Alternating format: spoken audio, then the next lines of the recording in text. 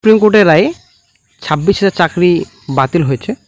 তারপরে কিন্তু শিক্ষক কিন্তু টোটালি ভেঙে পড়েছে, আশা করি আপনারা জানেন।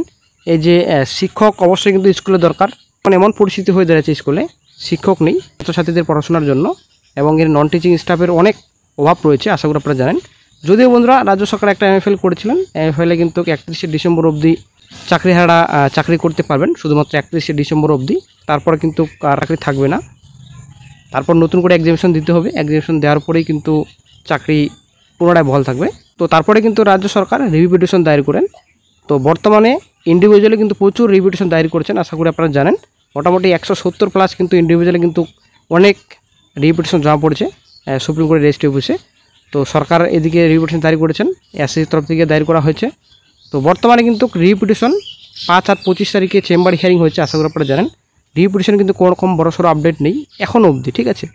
তো আজকে কিন্তু সুমন বিশ্বাস অনেক কিছু কথা বলেছেন, যদিও যে রিভিউ পিটিশন কোনো আপডেট নেই, নাকি মেনশন হবে, আবার ফের নাকি শুনানি হবে।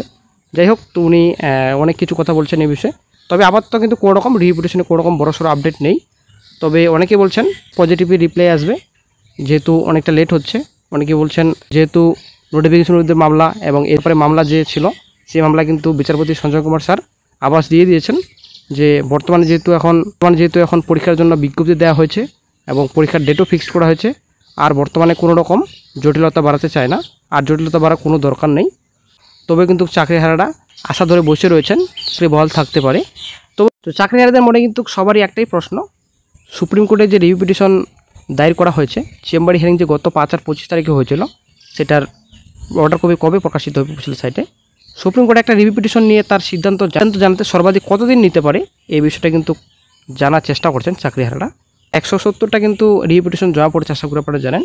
তো 170টা কানেক্টেড হওয়া ড্রাফট দুজন বিচারপতি মিলে পড়ে তাদের মতামত আর কবে জানাবেন। 7 দিন কিন্তু প্রায় অতিক্রম করে গেছে, সবাই অস্থির বর্তমানে এখন দীর্ঘ প্রতীক্ষায় রয়েছেন। একটা রিভিউ পিটিশনের ড্রাফট পড়ার কারণেই যদি এই ডিলে হয়, তাহলে এই 7 দিনের মধ্যে ড্রাফট করে ফেলবার কথা। তো চাকরিহারাদের মনে কিন্তু অনেক ধরনের প্রশ্ন বর্তমানে এখন, রিভিউগুলো কি পড়া কি এখনও হয়নি? 170টা রিভিউ পড়তে 7 দিনও কি যথেষ্ট নয়? তাহলে কতদিন যথেষ্ট? প্রতিদ্বয় কি তাদের ভার্ডিকে কিছু সংশোধন করা শুরু করে দিয়েছেন?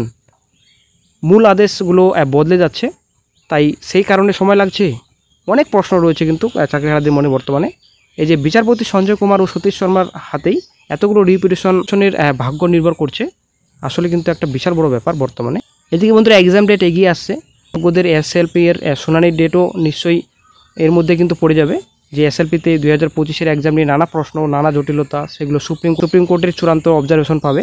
বন্ধুরা এবার চাকরিহারা শিক্ষক শিক্ষিকাদের পুরনো চাকরিতে ফেরানোর প্রক্রিয়া শুরু করল রাজ্য সরকার। এই নিয়োগের জন্য সবুজ সংকেত দিল নবান্ন, স্বরাষ্ট্র দপ্তর, বিদ্যুৎ দপ্তর, বিপর্যয় ও মোকাবিলা দপ্তর। চাকরি ছেড়ে শিক্ষক শিক্ষিকার চাকরিতে যোগ দিয়েছিলেন তাদের এই 3 দপ্তরে 20 জনকে ফের বহাল করার চিঠি দেওয়া হলো। এ বিষয়ে জানা গিয়েছে এদের মধ্যে 5 জন স্বরাষ্ট্র দপ্তরে চাকরি ছেড়ে স্কুল শিক্ষায় যোগ দিতে চেয়েছিলেন। তবে শুধু এই 20 জনই নন, এখনও পর্যন্ত প্রায় 4,500 আবেদন জমা পড়েছে যারা তাদের পুরনো সরকারি চাকরিতে ফিরে যেতে চান। সেসব আবেদন খতিয়ে দেখছে রাজ্য। বিকাশ ভবন শিক্ষা কমিশনার, মুখ্য সচিব, জেলা প্রাইমারি স্কুল কাউন্সিলে এই পূর্ণবহাল সংক্রান্ত আবেদন জমা পড়েছে পৃথকভাবে। অনেকে আবার মাদ্রাসা এবং SSC দপ্তরে দরখাস্ত করেছেন। সে বিষয়ে তথ্য জানানোর জন্য গত জুনে রাজ্যের সব প্রাথমিক এবং মাধ্যমিক DIর কাছে নির্দেশ পাঠিয়েছে স্কুল শিক্ষা দপ্তর।